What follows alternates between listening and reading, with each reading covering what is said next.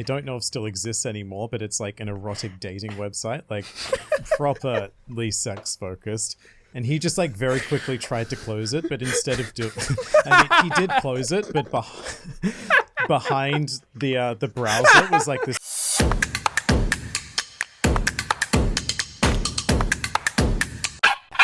You guys hello and welcome back to Shut up. Hello and welcome back to the banana thing. Sorry, Manu.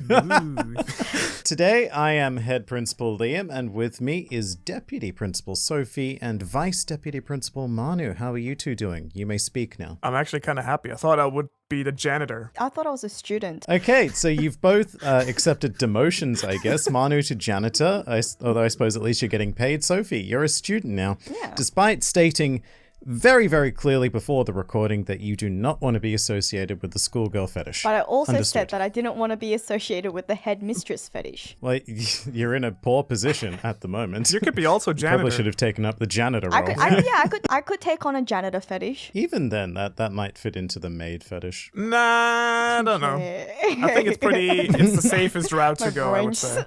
Froze. Yeah, all right. All right, we aren't even 2 minutes into this and we've already used the word fetish like 5 or 6 times.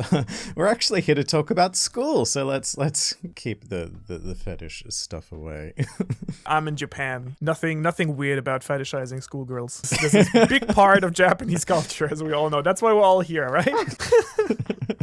Weirdly over-sexualization of school. Japan. Actually, that's an interesting... So my attempt to get away from that... Oh, no, I think it's actually interesting. We're going to delve right into it. We're going to go into it deep. Yeah, because I think it's like it might be an interesting opening because I asked myself this question, like, why are so many anime taking place in high school? Do you guys know? Is this a hypothesis on your part, or is this what do we... No, it's not really a hypothesis. It's basically guaranteed. Before you get into the sick shit you're about to say, my assumption would be is that because a lot of anime is targeted towards school kids, so it makes sense to be set in a high school so they can identify. Now, speak your sick shit. That is actually not correct. Good hypothesis, though. So actually what it is there's a word for the Japanese as well that's kind of like...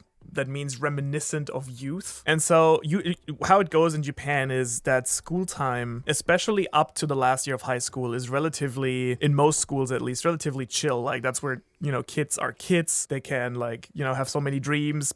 Parents don't particularly mind usually as long as the grades are okay, what clubs they choose and, what dreams they have to become. And then at the last year after high school is over, they go to cram school and prepare for university. And then for 2 or 3 years, or 1 year, depending how good you are, they cram so they can pass the university test. Then university is 2 or 3 years of adult freedom. And then basically life is kind of over. You go to work and you marry and then you have kids of your own, basically. Yeah, kind of. That's the sentiment, kind of. And so high school is the only phase kind of in your life where everyone kind of has these undarkened dreams and you can still do what you want. You can go to a club, and if you really try hard you can become good in that and make a career out of that potentially. You don't have the stress yet of getting into a particular university or choosing your field of work and so on and so forth. It's the time when you have your first innocent love and you don't have the pressure yet to get married right away. So it's this kind of nostalgic time in many Japanese people's lives. Rather ironically, that confinement is the most free period of the Japanese life cycle. You could really see why that makes sense in Japanese culture, where the work culture is so much more intense to a lot of Western countries like Australia. Because I know that Japan has a very strong work ethic, very similar to Korea. I think I remember telling you guys once, I don't know if I said it in an episode, but it's very similar in Korea. I remember I visited my family once and my uncle was working still at 8 p.m, came out to meet me for dinner and then said that he was going to go back to the office to work. And I thought that was unheard of. I mean, guilty. Dude, I'm pretty sure I did that to you the other night. We went out to dinner and then I came back home to edit a video. I mean, I thought you were my uncle. Oh, Sophie, that's a different fetish. That is a different fetish indeed. I thought you were here for some extra math lessons.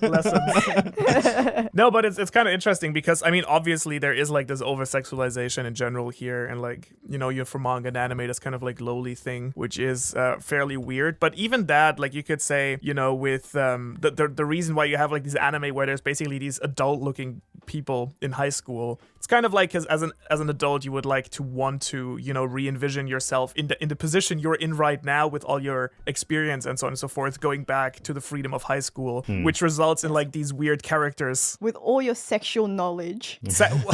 Also. But in general, that's why you have like All these of it. weird, high school anime where like in general everyone feels like they're already 30 or 25. I mean, it's the same over here because I remember watching stuff like Buffy the Vampire Slayer in high school. When that started, their main cast was meant to be like 15, and some of them were in their 30s. There were these just like fully grown people playing 15-year-olds, and as a high schooler, it just made me feel very small because I'm older than them, but I am so much smaller. And then you have like these high schoolers with like the super deep voices. And I think it's a really interesting dynamic that you have there because then you watch these adults play high schoolers have a lot of problems that seem a lot more grown up than the type of problems that you were dealing with in high school. I might just have had a very different experience, but sex isn't something that was honestly on my mind very much when I was in high school. But then you watch TV shows where everyone's having sex and it's like, but you're 15 and I wasn't having sex at 15, and I don't think many of my friends, I could probably count like in one hand how many of my friends had sex at that age. And I'm not like, that's not me saying like necessarily judging it or whatever, but I think it is a very interesting dynamic how it sort of plays on each other because it sort of reinforces the I would other. throw in here, and I think Liam would probably back me up, that at least for most guys, even if they weren't having sex, they were definitely thinking about sex at that I was age. about to say this, yes, yeah. I think like 50% of school time was just... I would say the exact same thing as Sophie. I could count the amount of my friends who had sex at 15 on one hand, potentially even no hands. However, the amount of friends who said they were having sex at 15 is, I don't have enough hands. That was the level of shitposting bragging. Shitposting? No. Bullshit. The reason why is because you're watching these people who are supposedly your age having sex on screen, so therefore you feel like I must be doing it too, right? Yeah. And that's why you feel like you need those bragging rights. Is that the reason? I mean, not the only reason, but I feel like it definitely plays a part in it. it's like this time period, like, high school age, like 15, 16, when like everyone kind of wants to be perceived more mature than they are. And in like this effort to be perceived as more mature, you do like these very teenagey, immature things. Yeah, the pendulum like swings too far in the other direction. It's like when you have the people who would get way too drunk way too often. I mean, I do that now, responsibly as an adult. Way too drunk, way too often. Very responsible of Very me. responsible, yeah. But I mean, I don't want to defend him. I stand by it. No, you just want to be the hero of it. Sure. It's just my German genes, I guess. Australian, not much different. But yeah, like in high school, you definitely had like these friends who would get wasted every, just for being like, even though you could kind of tell they didn't want to do it all the time, they just had to because it was like the image they had built for themselves in high school. That's so unfortunate. Manu, question for you. When was the first time you drank? Was that in high school? No, that was probably middle school. Like drank as in Right. tried alcohol or like started drinking. Started drinking, like trying alcohol. The first time I did that, I was like 5 years old. My grandfather thought it would be a funny joke to go, here, have a sip of this. And I was like, okay.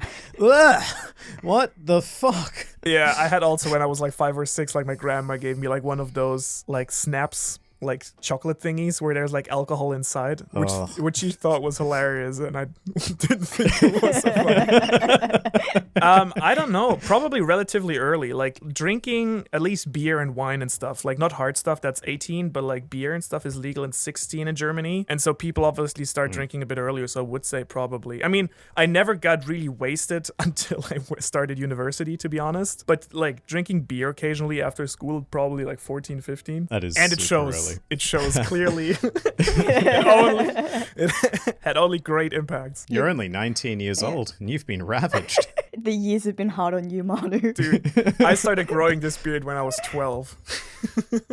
How about you, Liam? When did you start drinking? Let's pass this question around. I mean, Sophie doesn't really drink at all, I guess so. No, incapable of doing so. Yeah. I am comparatively boring, I suppose. When I was 14, I was drinking chocolate milk and Coca-Cola. Together? Those were my...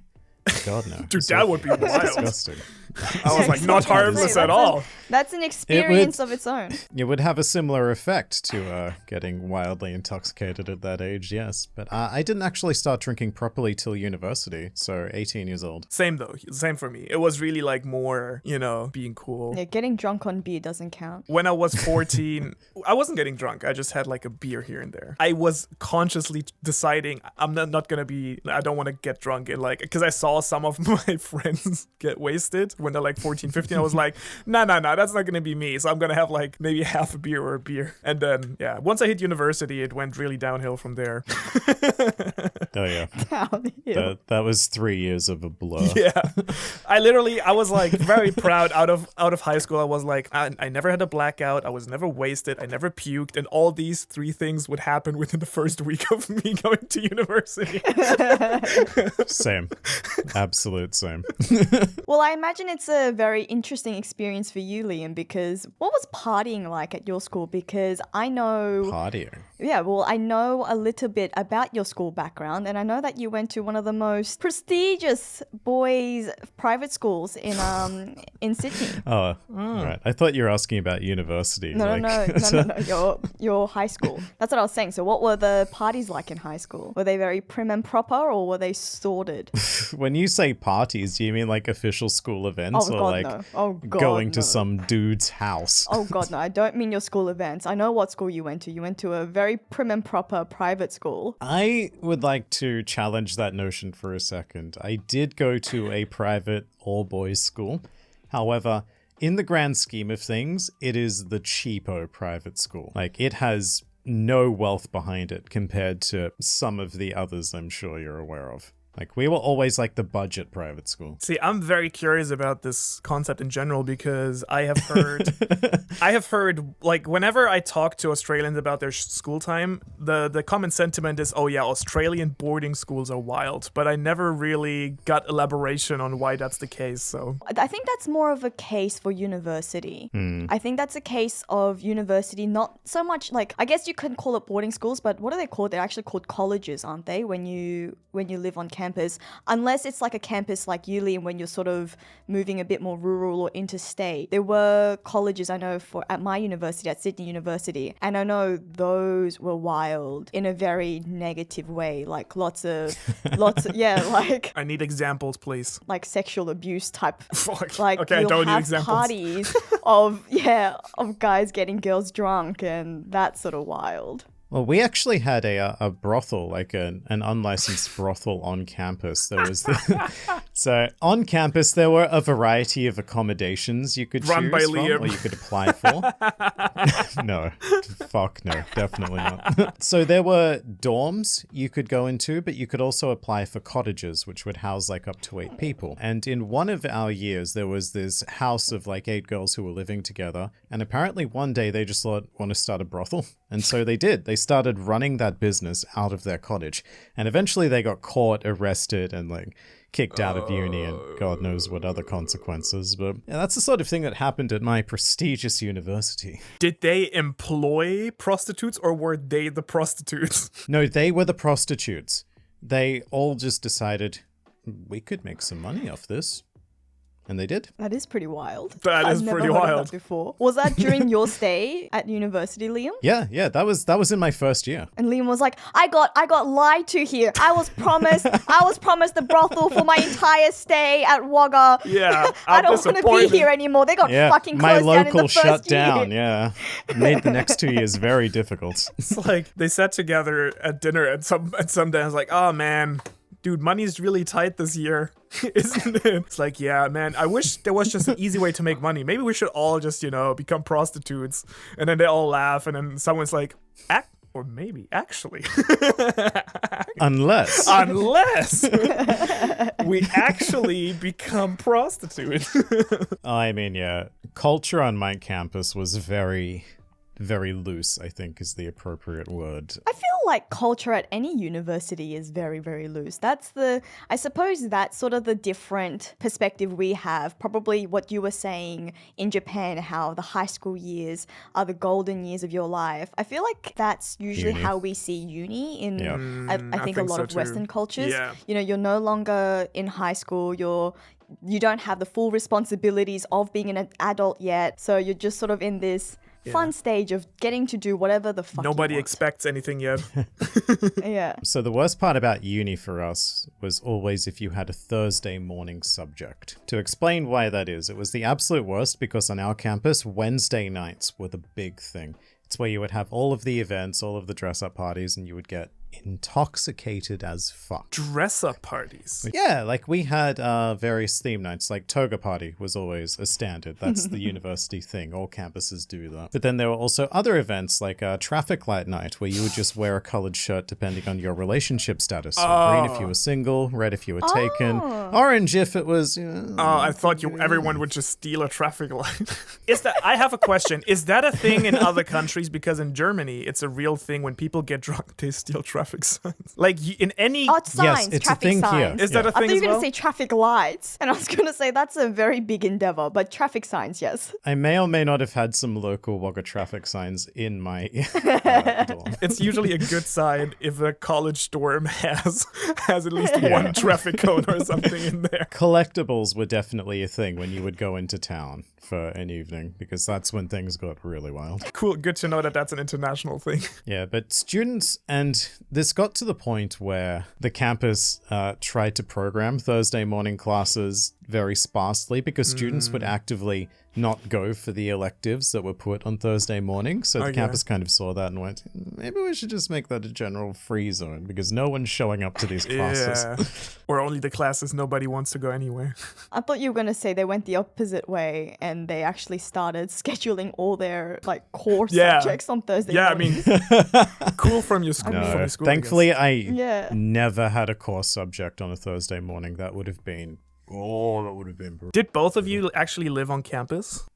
I did. I didn't. Living on campus is very rare in Australia unless you have to move interstate. Yeah. Usually go to a local uni. Yeah, if you're studying at like UCID or UNSW, there's no reason to live on campus exactly. because you can just like get in. Yeah. But because where I studied, Wagga Wagga, is about a 6-hour drive from Sydney, I did live on campus. Yeah, lots of pros.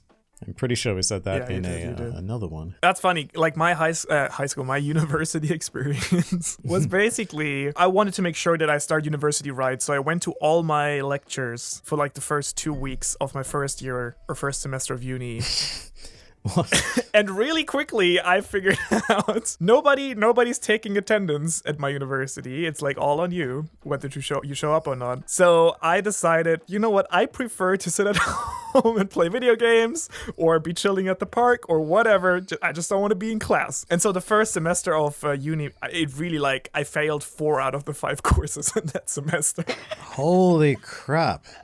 That would have taken a lot to make up for. It did. Because like in school, like I was the type of person who would never study. I just like listen in class and that was usually enough to like pass actually with pretty decent grades. And that works when you go to class and actually Exactly. listen. Turns out you actually, well, my college brain had not made that deduction yet. So I was like, yeah, I can cram in advanced mathematics in 2 or 3 days where I haven't gone to the entire semester. Well, turns out you can't. But instead, like the lesson I took away was not that I should go to my classes more. What I ended up doing was just chilling for the first 3 months of the semester. And then for like a month, I just like grind everything to death, take my exams, and then be on break. Oh my god. And it worked. Dude, my grades continually kept, like I had a system that I worked on and like they kept improving. And like in my master's, I had super good grades and I legitimately was there for the first lecture every semester. That's it. And the exam. So we'll call this the Manu strat. Yeah. 2 months off, 1 month on. Yeah. And then there's vacations in between. Yeah, I think that's a decent strategy because Of I would course. say I loosely followed that strategy throughout my university career as well. Although I don't think it was quite as meditated as yours seem to be. My one would start off very strong at the beginning. My university university career started off very strong for the first maybe week or so where I tried really hard. And then decided, you know what? I'm here anyways. I got into the degree that I wanted, and I had to work my butt off during my year 12, year 11, year 12 to get into law, because law you need 99 at the university that I went to, you had to get a 99.95 ATAR, which is the ranking system that they give you. Which, for some reference, extraordinarily difficult because it's out of 100. And those 100s and even 99s are so ridiculously rare. So Sophie is a sparkling gem of brilliantness. I did try hard in year 12 and year 11. I was the type of student stopped growing. All the energy went into law school. All my energy just went to studying. And then so when I got in, I was like, yeah, all right, P's get degrees. And that was the motto that I lived with once I got in. That's impressive. P's get law degrees. And so to bear a similarity with you, Manu, I think what happened was I would not attend any of my classes, to the point that if I somehow did attend a class, even if I did nothing throughout that entire lesson, even if I spent that entire shoot looking at online shopping or just scrolling through Facebook mindlessly, I would consider that a win on my part, because hey, at least I made it to class. I would go to uni, sit in the back row, actually take a nap and go, I did a good job today. Was very productive, went into just uni learn and via studied in a osmosis. class. It's what we- the information just enters. It's what we talked about, where you would write down your to-do list, and then that's it. Make a to-do list. Yep. Done Did for a lot today. I don't know, I had the same approach at the beginning, I think, like you, but then at some point I realized that just being there and photosynthesizing in the ranks actually was a waste of time, because whether I was in the class or was not there, or whether I was there and didn't pay attention or was there, it didn't make a difference. At the end I had to start from scratch anyways when studying for my exams. Interesting. So I did make the very conscious decision at some point. If I'm gonna start from scratch anyways, I might enjoy the time in between. So Did you feel that you were actually enjoying yourself though? Because my problem is that even though I put it off, and even though I know I'm just going to say I'm chilling, I know that in the back of my head that there are readings that I haven't done. I know that there's an assignment that I need to start on. And so even if I'm having fun, I would say that at any given time, I'd only be having maybe 80% of the fun, because 20% is stressing out sort of subconsciously. maybe at the beginning, but then I got used to it really fast. It got to the point where I, exactly because of what you were saying, because some courses had assignments. I don't think I ever had really, or maybe once or twice, assignments that were obligatory, but usually it was assignments that could contribute to a better grade. I was just fuck the better grade. This is my time. This is me time. Which was good, because that was also the time where I then at some point during my master's started to do YouTube, and I would rather spend my time focusing and studying YouTube rather than studying for my university. Well, and then there was times obviously where I took a break. The most terrible times I think was when I was writing my master thesis, where you have half a year time, where I took a big break of YouTube, and that bored me. Even though I actually wrote my master thesis about YouTube. Yeah. Wow. Specifically what? Specifically mental health on YouTube. So I interviewed a bunch of creators. Yeah, it was basically a psychological model about authenticity How online. fucked we all are. Yeah, really. It's so. Wouldn't you love to interview Liam now? How do you feel about your insane?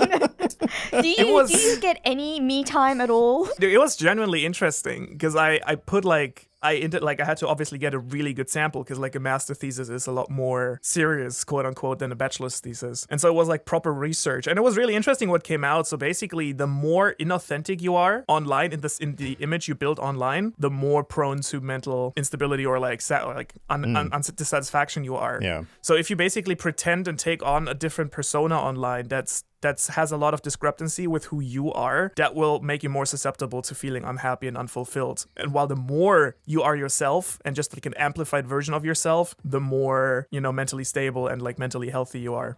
Which makes sense. And that doesn't only go for... I suppose that makes a lot of sense, yeah, because how can you be happy if you're only successful being something that you're not? And it also went into the entire research of self-image construction. For example, how we all construct images of ourselves in society, how we would like to be seen in different social contexts. So for example, Sophie talking with us, she probably wants to be perceived differently than when she, talks to her like, other law students or to a professor. Like in different contexts, we like almost adopt different personas in our life.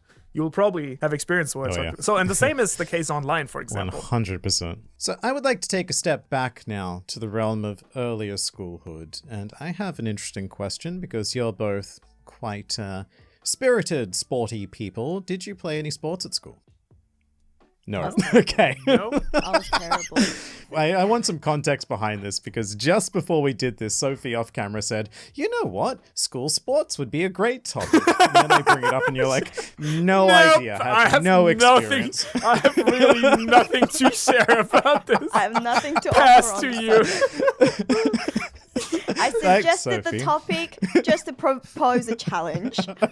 No, I should say that my enthusiasm for basketball and my general love for fitness now didn't really apply to group sports when I was growing up, mainly because I'm just extremely uncoordinated. I think I told you guys the story about how we were playing baseball. Episode, right? Yes. Yeah. I think this was a different episode, how we were playing baseball and I swung the bat so hard I hit my own head. I think I was playing You frisbee did not once. tell that story. I'm pretty sure I did. Oh my God. That's how bad I am at sport. I like swung around. Do you know and how hit my some own podcasts have like episodes animated, like these little animations about stories in Yeah. podcasts? I need to see Sophie I want hitting this. herself If in the anyone head. if anyone is an artist here, please tag us on Twitter and animate Sophie hitting herself with a baseball bat. It's terrible. I remember we were playing frisbee once and I couldn't catch, so I had a busted lip for the rest of the week because I got hit in the mouth. Funny we mentioned sports in high school or in primary school. Yeah, so I remember all my friends, however, were very, very sporty. I was unfortunately stuck in a group of these gorgeous blonde girls as the only Asian girl in that group in primary school, the only Asian short and athletic girl.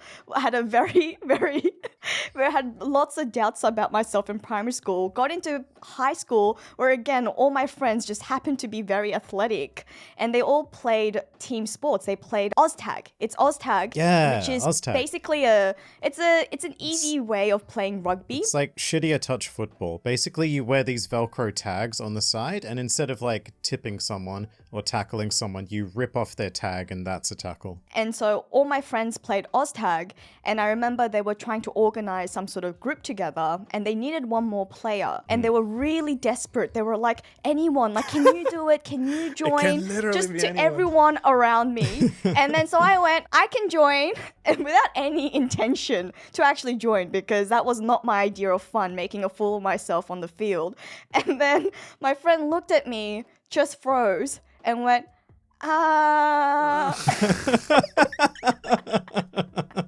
Someone, anyone. Yeah. Yeah, literally anyone, please.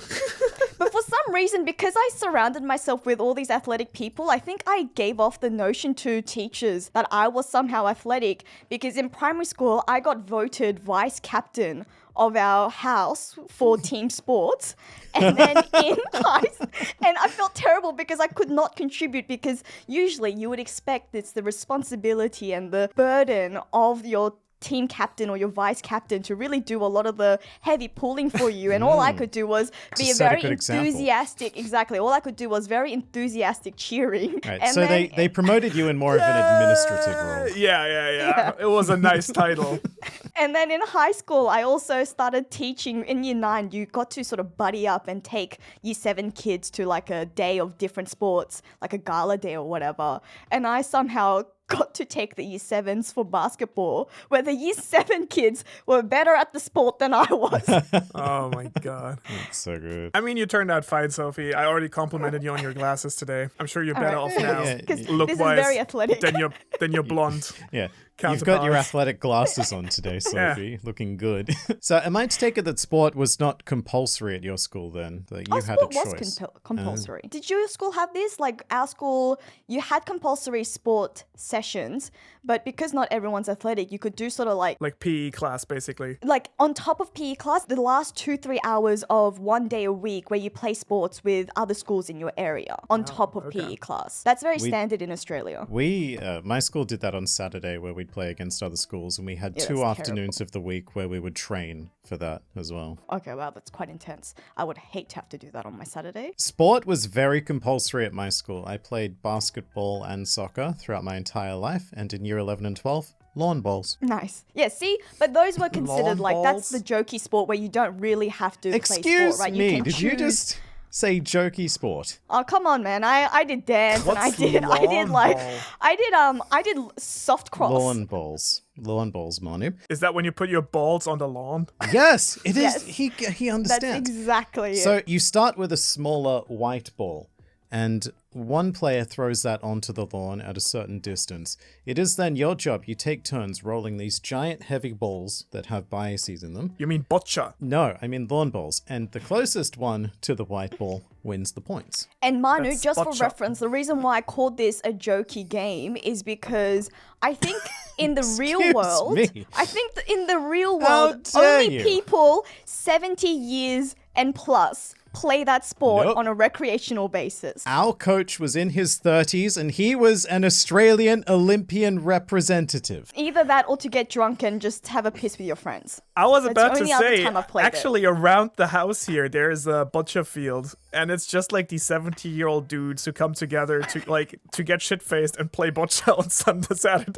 park. Granted, it is. The sport is more of an excuse to get drunk, but I'm not going to let this go, Sophie. Sport. It's like chess is a sport. I also did chess. Sophie, I was the captain of Year 12 lawn bowls, so I will not stand for this. I must set a good example for my captaincy. I'm sorry. Were you guys the reigning champions in your district? Yes, actually. All right, you wear that badge with honor. Dude, lawn ball sounds like someone named soccer without ever knowing what it's called. Like, this is... We call that football now, actually, Yeah. which is kind of the same as lawn bowls. Foot plus ball, lawn plus bowl. Well, that's like any sport, right? Basketball. Yeah, I mean, I'm in a bit of a weird, like a predicament with the word soccer and football because I have like more or less an American accent in English, and a lot like I associate myself with quite a few Americans, and as you guys probably also, most of my audience is in fact American.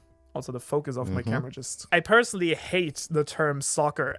Or I hate the fact that football is reserved for a game that's not played with your foot at all. But in America, you play with your hands and you tackle people. And I'm like, why is it called football? And then call it soccer. So, like, I'm in a love-hate relationship with the word soccer, where I kind of, like, started using it in English at some point, but it kind of, like, I cringe inside when I say it. Well, it's interesting because in Australia, it just used to be soccer. I grew up, and then halfway through high school, the terminology changed for reasons I'm not quite sure why. And then it turned out I was playing football, not soccer. Really? That's interesting because when I was in high school, we still called it soccer. Okay, I don't think Australia can decide what we want to call it then. So, Manu, I'm quite curious because you went to school overseas. So how strict was the school that you went to? First of all, our school system is a bit different in Germany than from the US, and I think also from Australia. Like, you guys also don't have middle school per se, right? I think we do. talked about this before. Oh, you do? But we middle don't. school is incorporated into high school. You had middle school because of the school you went into, but the general public school system don't have high school. It's don't have the middle same. school. It's the same thing. Yeah. Essentially, we just called it middle school, year 7 to year 9. So in Germany, the system is you have elementary school, and after elementary school, there's 3 paths you can take depending on your grades. So there's 3 different types of schools. Like, if you have really bad grades, you go to like I don't want to call it lowest, but like basically that is where you do like you learn more like technical stuff, and then you graduate relatively early after like 10th grade, and then basically Wow, starts okay. like a That's so mechanical. Way to weed people From out at such from an early a age. primary school Holy crap. age, that's crazy because you Yes. guys said that you start Dude, high yeah. school in year 5, so Yeah. that's from year That's 4. insane. Yeah, when you're Wow. 9. To just like Wow. judge someone's entire life path. Yes. That's If so you young. if you fuck up your grades when you're 9 years old, you fuck up your entire life. I would have fucked up Holy- my entire life. Yeah, it's pretty strict. 100%. So the middle school range goes 1 year longer, I think, than that one. And this one is kind of a mix. So there's like a lot of more business courses and stuff like that. And at the end, if you want, you can actually get the proper high school diploma as well if you want to put like 2 years on top of your education. Otherwise, you kind of like in the middle range. And then if you have good grades, you can go to what Right. is in Germany called gymnasium, which is like high school, I guess, which is 8 years. Jungle gym. Or now 9 years again, I think. And if you don't complete the gymnasium course, then you're done. You're gonna be a janitor the rest of your Your life is according over. to German law. I mean, you laugh, but It sounds like a sort of like Squid Game of education. Yeah. it's not. I mean, I never looked at it that way, but now that I mention it, yeah, it's actually pretty harsh, actually, yeah. Especially is. because Holy obviously, fuck, if it's you harsh. come from a family that maybe doesn't have the same educational background, it automatically Yeah. sets you even more up, I guess, for a tough time Yeah. than it does in like other It's countries. actively denying people opportunities. Yeah, exactly. And what would happen to students like me? So I migrated to Australia when I was in kindergarten, and I could not speak a speak of English when I was in kindergarten. Granted, I Oh, no. learned I learned English pretty quickly, and I was pretty like fluent by year 2, and I would have been fluent by year 4. But what if you just move and you migrate and you just can't speak English? You're just like, all right, life's over for you. You'll never get the chance to learn German. I suppose it's German in Germany, so. I would say if you're like a special case, it probably depends. Like if like someone assesses or like the school assesses that like, oh, you're learning really quickly, and even though like your primary school grades weren't that great, but like you've just moved to the country and you're already speaking relatively fluently and like it's been going uphill, then they might do like an exception for you, I guess. Like I had a case like that in my high school. That's wild. But it is, yeah, it's pretty straight. And now I never thought about it, but it is kind of wild, actually. Very cutthroat. I would not have expected that from Germany, because I thought that the Australian system was pretty crap, the way that we place so much pressure on year 12 students when they're taking their HSC to get into uni. I think Germany is usually praised when it comes to tertiary education. I've never really heard anything about your like primary and high school levels. Obviously, because they really weeded out the No wonder. Yeah. at such a young age. They're like, yes, you're a genius. You're a genius. You're a janitor. The rest of you are just mediocre. Yeah, but obviously because of this, like there's a lot of stigma also, obviously, to not being in like a proper, like in the first grade high school. Yeah. Yeah, And of so course. even though like there's like genuinely smart people in like the other levels of high school as well, just because like they failed like math or something in like 4th grade.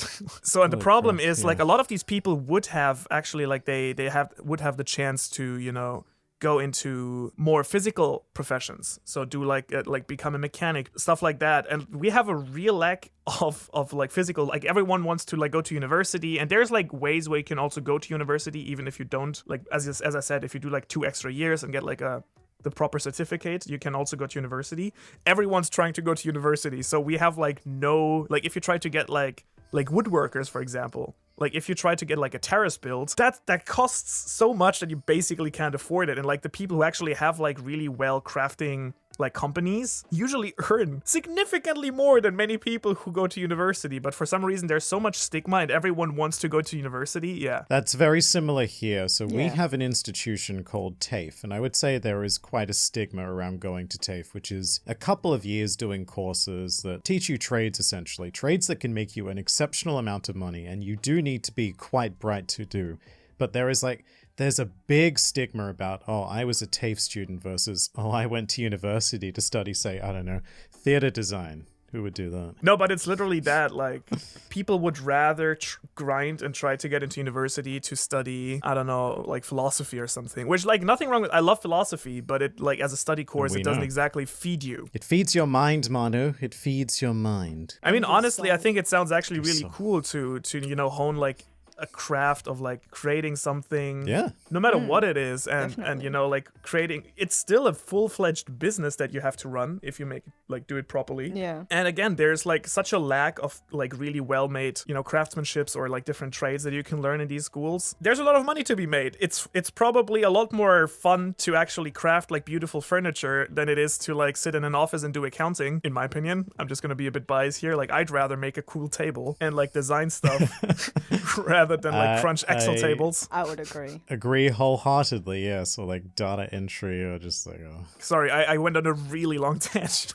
there from the original question. Yeah, you didn't actually answer the question, Manu. How strict was your school? Yes. I would say comparatively relatively strict. To what? So my school, just for context, I learned like while other schools had French and Italian and Spanish You're about to as say languages. Yeah, Latin and ancient Greek. Me too. I chose to learn Latin. Oh, nice. Latin was great. Did you have the Cambridge course books with Caecilius and all of that? Oh, I should note that because I went to a public school, even though I chose Latin, they discontinued after like one term. Aw.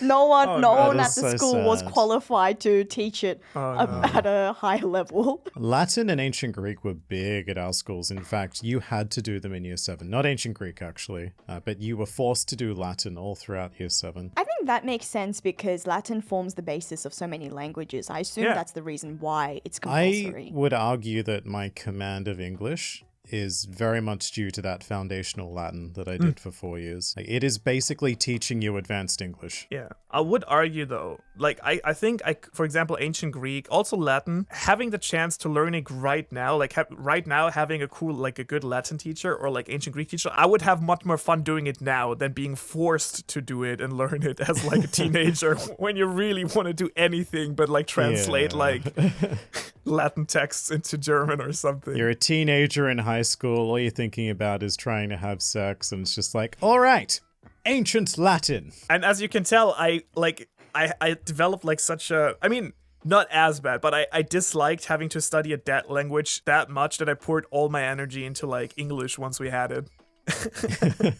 So as good as my English is now, you can imagine how bad my Latin is. Did Latin improve your German at all? Because is that not also somewhat based on Old Germanic? Oh yeah, a lot of like more fancy terms and like academic terms are all based on Latin. And obviously we have a bunch of like French stuff as well. And like as you said, it makes learning Spanish or Italian a lot easier. So I don't regret it necessarily. language. I just don't think I could appreciate it at that age, and I wonder if it's the right age to teach it. Fair enough, actually. That's a good question because I feel that same way about geography. Geography is a subject that I really did not appreciate. What a bludge of a subject. Yeah, in school. Whereas in retrospect, I think it's something that like really fascinates me now. Or even science. I swore off science the minute that I could. The second that I no longer had to learn science as a compulsory subject, I dropped it. But now I find science fascinating. What was wrong with science? I don't know. It was, apart from the experiments, unless we were cutting up toads and burning things on Bunsen burners, I just didn't find it all that interesting. Did you never get to do fun stuff like model DNA with lollies? Or I guess, to be fair, my perspective on science is kind of skewed because I really loved biology, but it's because I had an incredibly hot teacher. So that inspired my love of science. I was about to say something kind of related. I was about to say, in retrospect, and I think this makes probably a lot of sense, the subjects you were most fond of or not fond of, it always really depended on the teachers and the experience you had in that subject and how it got treated. For example, I had a terrible chemistry teacher the first year we had chemistry, and so I just hated chemistry and thought it was the most boring thing ever. She would just we would start calculating like atomic numbers and shit, and I was like, what is this, literally? And then we had a really cool teacher the next year, but already kind of this hatred for chemistry and like me just neglecting the subject had already like established itself. So it was really hard. Well, for example, in English, I had a really cool teacher in the first year we had English. So I think that probably really directs a lot, your interest. It absolutely in the does. subject. One of my favorite teachers my entire school career was my year 11 and 12 English teacher. He was amazing, and I think teachers like him really can form the foundation of a student, sometimes more so than the parents can. Yeah, because at the end of the day, like, your teachers and the people you go to school with actually spend a lot more time with you than your parents do if they're going off to work. Absolutely. Yeah, 100%. Who was your favorite teacher, Sophie? My favorite teacher. I had a few favorite teachers. I had a really good English teacher who was really sweet to me in my last year of high school. Before our HSC exams, we have a half-yearly exam, which is or your school equivalent of your final exams or whatever. And I had terrible writing. So I think it's a similar problem to me speaking now. I think my brain always works a lot faster than the rest of my body follows. So how my brain just jumps and moves on. It was the same where my brain would move a lot faster than I can write. So my writing is incredibly messy. Come exam time, my teacher wasn't able to read my essay because it was just that illegible. Yeah, my Is it handwriting? Oh, not in the content. I thought you would just jump ahead in your writing. No, no, it would make sense if I could read it or if anyone could read it for that matter. But no one could read it, including me, to the point that my teacher was like, this is unmarkable, but I know you're a bright student. And so she sat me down and had me read out my essay so that she could mark it.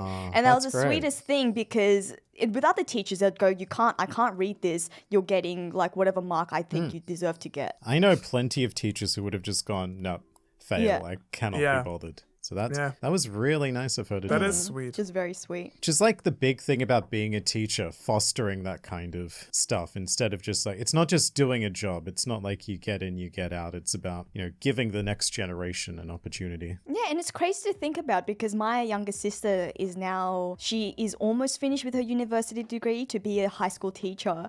And it feels so strange to think about because it's like, yes, we've grown up and, we're now a lot older than when I was in high school. But at the same time, I'm like, it's weird to think my younger sister is a teacher having that sort of responsibility and impact on kids' lives. And honestly, I mean, I think most people agree that for a job that shapes everyone's future so much and where, how having a good teacher can impact your way positively in so many ways, who inspires you, it's a terribly underpaid job, I think, in pretty much every country. Definitely here, 100%. Even at my fancy school, I would say it was not particularly well paid. Even at private schools, it's often relatively dreadful. And it's extremely hard to get permanency. So a lot of school teachers are actually just on casual contracts, or at least even if it's a contract, it's like 1 year basis contracts. So you don't have that sort of security of tenure. At least in Germany, one good thing is that you're state employed actually as a teacher or professor. So at least you have like secure, like you have a private medical insurance automatically, and like, yeah, it's really hard to get fired also, I think. You know who are the biggest unsung heroes of teaching? The substitute teachers. Something I never appreciated in high school, but in retrospect, I think about that job and I go, that sounds ridiculous. Because not knowing the students personally, them knowing that it's almost the bludge class. Yeah. Now that you mention, I've never really thought about it, Liam, but you're making me feel really, really bad because there was this one substitute teacher that I did not have a particularly great relationship with. Ouch. And I wouldn't say I didn't try to make her life difficult in any way, but... But I tried to make her life difficult in many ways. There were many classes where I was told to stand outside because my friend and I would talk too much. And now I feel terrible thinking about Brutal, that. Sophie. Yeah. Well, we used to have nicknames for all of our substitute teachers because we didn't actually get to know their names. We just got to know like their quirks. And one of my favorites was one called Lap Lady. And she did exactly what the name implies. The entire class, she would just walk around the room doing laps, sort of observing us doing our work. That was one of the worst ones because we knew that was not a bludge. A lot of the substitutes would just sit at the desk and sort of do their own thing while they thought we were working. But with Lap Lady, you had to be on your guard. That's tough. I remember, this isn't a substitute teacher, but do you guys remember having student teachers? So basically what my younger sister would have been doing last year, where you're still in uni, but you need practical Like experience. assistance to... Yeah, exactly. Yeah. And then I think as part of their experience, they have to spend some of the lessons actually taking the lesson themselves. Oh, interesting. And I remember there was this one student teacher. To put this in context, I was in the top English class of my cohort. And so ordinarily we were an extremely well-behaved class and we were super nice, always well-behaved. And for some reason, just on one day, it must have been like the last period of the day or something must have happened at lunch. We were just the rowdiest kids. And it was so unusual, but it just so happened to be that it was the day that she was taking the lesson. And not only was she teaching that lesson, she was getting graded. Oh.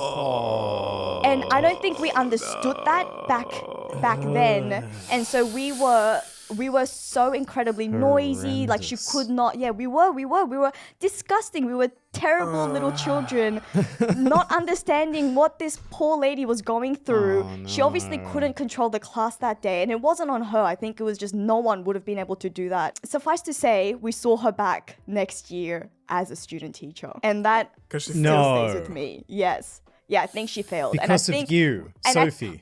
I think, not me specifically, Liam. It was Sophie, dude. Sophie made sure that she failed. That's my takeaway from the story. Yeah, this sounds like a classic Sophie maneuver to me. All right, okay. Whatever. And that's an interesting system. Like, it's kind of similar, I guess, in Germany, but I think it's more like you study for X amount of years, like 4 years.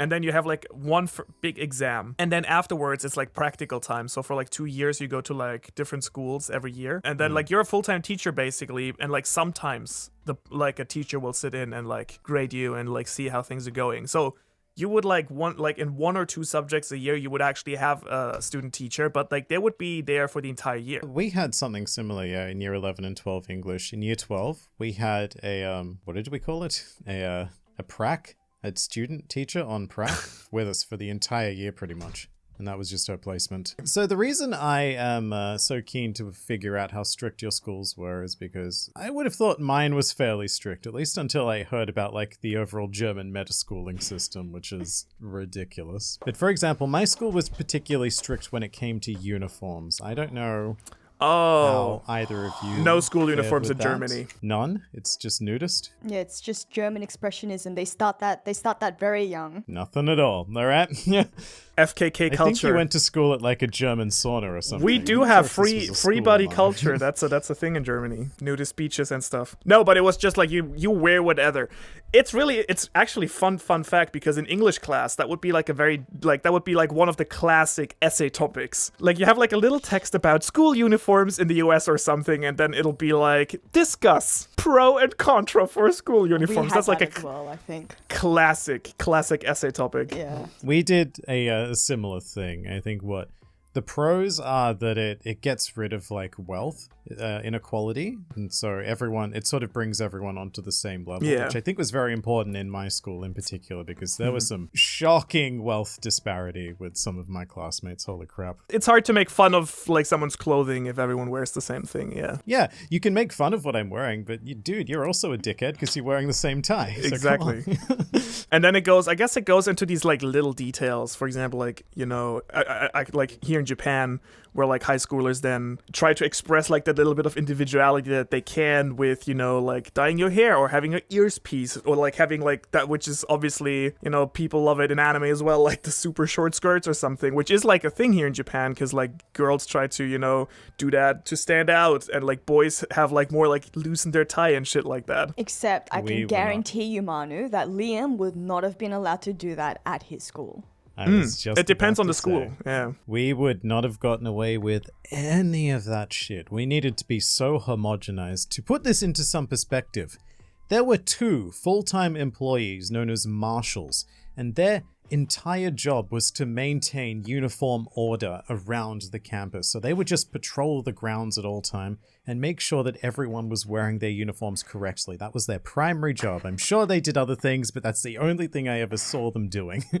And so it kind of felt like being in a prison almost, where you're stuck wearing your prison wear in the appropriate way. We were just like during the toilet break, we were just talking about how we like weirdly sexualized this entire school thing. But in a way, looking at it back now from an adult perspective, a lot of that stuff is really weirdly so, like having the marshal check if you're like properly dressed, otherwise you get punished. I don't know. Being dressed was a whole thing. It got pretty crazy at some points. Like there was a point where I think I was in year 9 and I had a string of very, very poorly timed subjects on Friday.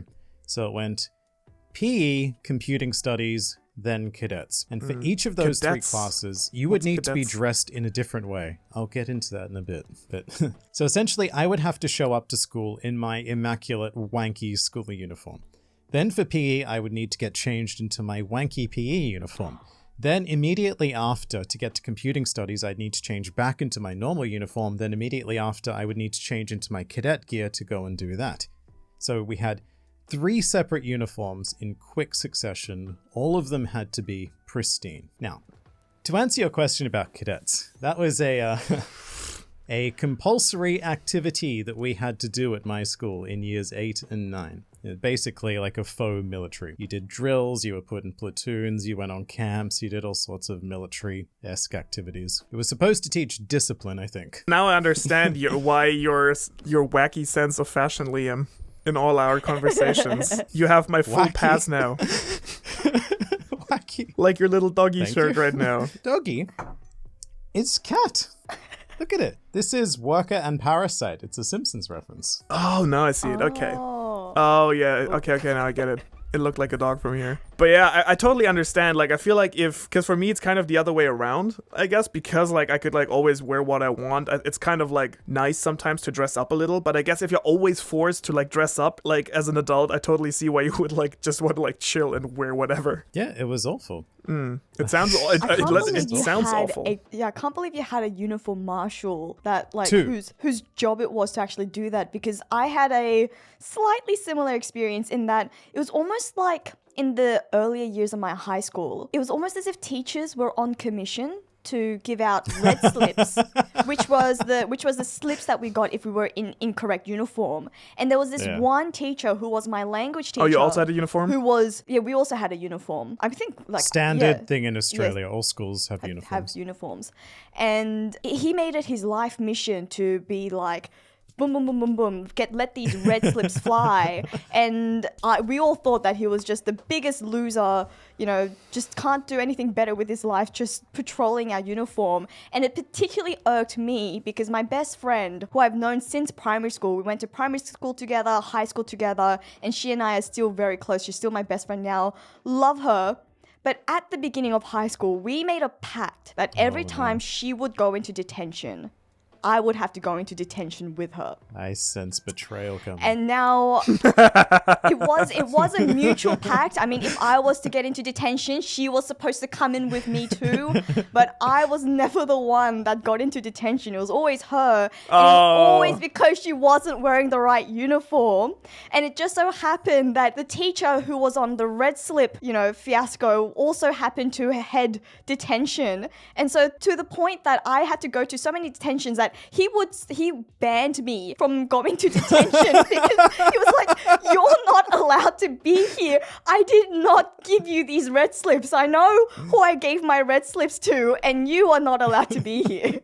That is great. So your red slips automatically equal to detention, It was right? 3 red slips and a detention. We had a similar system. So we had these things called record books, which we were supposed to keep our entire life in. It had our class schedule. It had like a diary in it. And within it, we would be awarded a demerit if we were in the wrong uniform. And after 3 demerits, you get a detention, which could either be a 1-hour detention or a 3-hour detention on Saturday morning, depending on how violent the marshal in question is feeling at the time.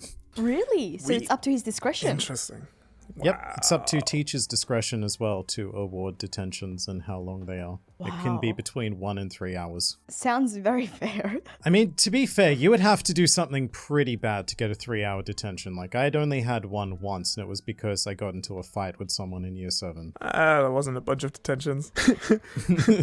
Or if you got a stack of detentions, like 3 1-hour detentions in a row, you would just be smacked with a 3-hour as well as like an extra punishment to say, stop doing this. Like, we didn't have like a system like that for detention. Like, you would just get detention if you got detention. We had a system, something called verweis. Okay. Which is basically, if you have 3 of those, you leave school, is what happens. You get kicked out. Oh, Wow. The German schooling system does not fuck around. this is brutal. I will say, though, usually you really have to fuck up badly to get one of those. I think I remember I was really proud because I got 2 in my entire, like, they fall, like, I think that, like, there's like a time limit on them. So you almost... No, because they were spread out. They were spread out over time, so... Yeah, there's a 3-year limit or something. Is it like YouTube copyright strikes, Yes. essentially? Like Yes. they expire? They expire at some point. Okay. So my first one... Yeah, German. YouTube adopting the German school system. My first one I got because I stood up for my best friend in PE class. Like, there was kind of like, we had like all these little groups, and a lot of them were like at war with each other. Like, and it was the only time that really became, like, usually it was just teasing and bullying, like in between groups, but that was the only time. I think they said something to my best friend back then, and I was just like, dude, I just had it in that moment. I just like smacked him in the face. That was like, my teacher was furious. 100% your fault. You That was made my it fault. sound a bit more heroic than it was. That was... I guess it was very Probably. Luffy-like of you, so Yes. congratulations. Thank you. I felt actually pretty justified in it, if I'm being honest. And then the second one was stupid. It was like last year. Last year. Last year of school. Manu was still in school. May not look it, but This German system just follows you throughout your life. If you get 3, you get kicked out of the country, and that's why Manu's exactly. in Japan. That's why I'm in Japan right Manu's now. in Japan. That's how it works. No, it was last year of high school before graduation, and like it was like, did you have that time period before you graduated high school where basically everyone stopped giving a fuck about everything? It was just like, I'm just gonna pass my final. Like everyone's just like kind of preparing for the final exams, and I was like, I don't really like you're kind of the oldest in the school anyways, so kind of like rules don't apply to me anymore feeling. I am invincible. And there was this sports, like this PE trainer who had gotten in trouble for like, you know, a bunch of stuff with like students, like sometimes for being like actually like grabbing students and shaking them and like pushing them and like Jesus. just like shouting at them. So he had like his own issues. But like the thing is, instead of probably his intended effect was like that students would fear him, but it had the opposite effect that they would just like make fun of him even more and give him like stupid names. Right, the feed the troll kind of effect. Yeah. Exactly. As kind of like that, kind of like a social media influencer who keeps reacting to like hate comments so that people just do it to see if they can get a reaction. We had a very similar teacher. My year 9 English teacher, Mr. I won't name him actually. that would be bad. He would react very violently to any sort of like mild comments from the class clown or something, to the point where it became like rival factions within the classroom's mission to see who could piss him off the most. But it ended with him literally picking up a chair and throwing it at a student. Are you serious? We had that once Yes. as well. We had that as well. Different teacher though. And he got very fired after that. But Yeah, holy yes, shit. he did. Our teacher didn't get fired after that, but it was pretty brutal. No, that's just a slap on the wrist in Germany, really. Yeah. Yeah. We're only tough on the students in Germany. But I mean, that teacher, that was a different teacher. He was pretty wild as well because he was relatively young, like late 20s. Terrible temper. Again, like he kind of failed to find like that balance between wanting to be the cool guy who hangs out with his students and being like someone respected. And so he like tried to be 2 roles at the same time, which obviously didn't work. Like he was trying to be cool, and then when people would treat him like a friend, he'd get angry, kind of thing. Yeah. Also, he was like, he started hitting on like the third year high schoolers, girls. Yeah. I don't think he ever did anything, What? but yeah, it was really weird. Anyways, but back to quickly to finish that's up still the. pretty big grounds for dismissal. Yeah, that's what I thought, but you know, whatever. Okay. So now it all comes back. I have so many good stories about my high school. Okay, let me just to wrap up the previous story to not let that on loose end. Anyways, my second time I got like a warning to like be kicked out of school was because we had swimming class and I jumped from the side, like not from the starting point where you're supposed to jump in the pool. I jumped from the side into the pool. No. So that teacher gave me a warning. If you have 3 of those, you get kicked out. I mean, I really did not give a fuck, honestly. I thought it was really hilarious. but just the like, I don't know. It was really funny at that point. So yeah, I got one for that. For jumping. It literally said that. Warning to be kicked out of school before jumping from the side of the pool. I was like, if I gave a damn, I would argue that this will not stand if I get kicked out of school for this. More harshities of the German school system. But on the point of you know, like flirting with female students, we had 2 or 3 elderly teachers who who weren't allowed on school trips because they had like hooked up multiple times with last so night. Multiple messed up. At times. that point, why are they not fired? That is so messed up. Right, So they right. knew I mean- that they had hooked up. Ugh. I mean, all the girls in questions were all over 8. They were all full, like, legal age, but still. And so... No, but still, It's there's an the abuse of dynamic. power, Teacher yeah. and Yeah, yeah. student, yeah. And so... from a guy's perspective in school who was like, you know, as a guy, you're always daydreaming about like any girl in the room, kind of basically, especially if the class is boring, right? And then I had like a very good female friend who was like, that teacher, he's actually really hot. And I'm like, how? Like, it's an old dude who's bold. I mean, he teaches Latin, and I guess where's the hotness in that? I did not understand. But apparently it was literally like the daddy vibe, I think. Like I can't explain. And we found out that he was actually married to one of his former students that he hooked up with. No. Who was 45 years younger than him. I was like, What the actual fuck? Yeah, at that This point, is it's not just daddy grooming. vibes. This is Yeah, granddaddy. It is, vibes. dude. It is granddaddy vibes. So I don't know, man. I was like, Give me some of that shriveled, wrinkled prune of a dick. Yeah. I remember one time we were in, I think it was a history class, and I think I had a similar teacher who, to give him some credit, I don't think he was seriously hitting on the girls, but you know, there's sometimes you'd think like, they're clearly bit flirting. flirty. I feel like they're like clearly flirty. And I remember one time we had a computer lesson and we were researching something, and I can't remember what we were researching, but I remember he came up behind me and he goes, "Oh, so what are you researching?" It was because we were going to go to a dress-up party. I remember now. We were going to go to a dress-up party that weekend. And so my friends and I were thinking of costume ideas on what to dress up as, and he knew that that's what we were doing. And he came up behind me and goes, "What are you planning on dressing up as, Soph? Sailor Moon?" And so I think I turned back. go like full rapey voice. Yeah, it sounded like it was a bit like sleazy. And I just went, "You can stick to your own fantasies in your head, sir. That's not what I'm doing." And he went, oh, and then just bolted out. And I don't think he ever said a comment like that to me again. And then a similar thing happened. Yeah, I just preempted any sort of advances. And my friend did something similar, where in this case, I think she was, I do actually give him credit for this one. She actually did. She was very disruptive in class. But you know what? She's my friend, so we're gonna stick up for her. And she had to go to detention.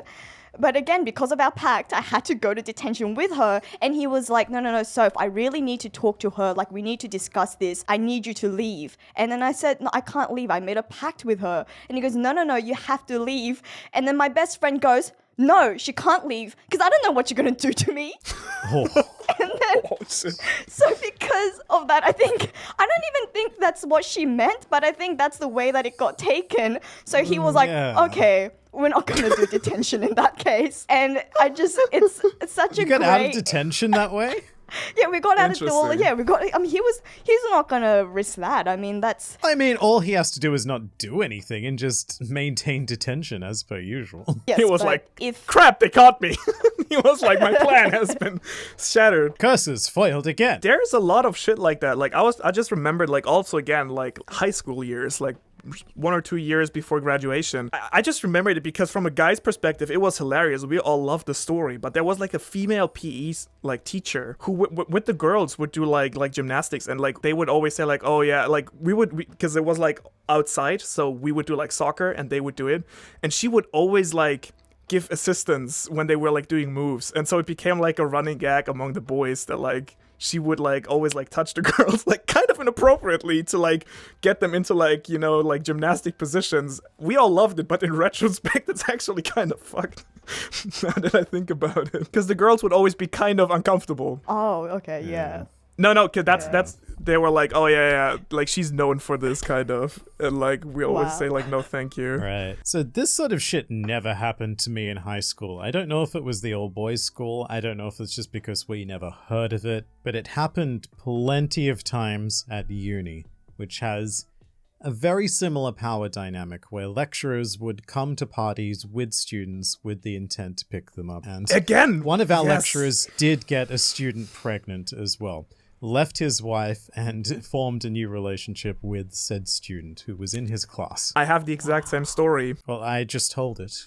Like we had a psychology professor who was infamous for like throwing parties and inviting just like pretty girls from his classes with like the dean there and shit.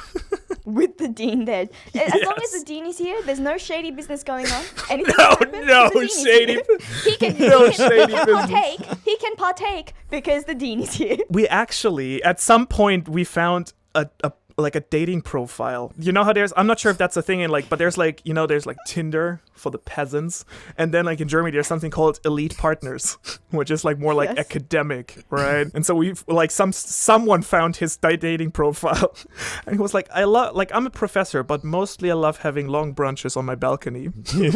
I have a similar thing. We had I'm not going to say which topic it was. We had a certain lecturer, and he and I did not particularly get along. We got off to a very rocky start. However, he was lecturing in the field that I was very interested in, so I organized a meeting with him.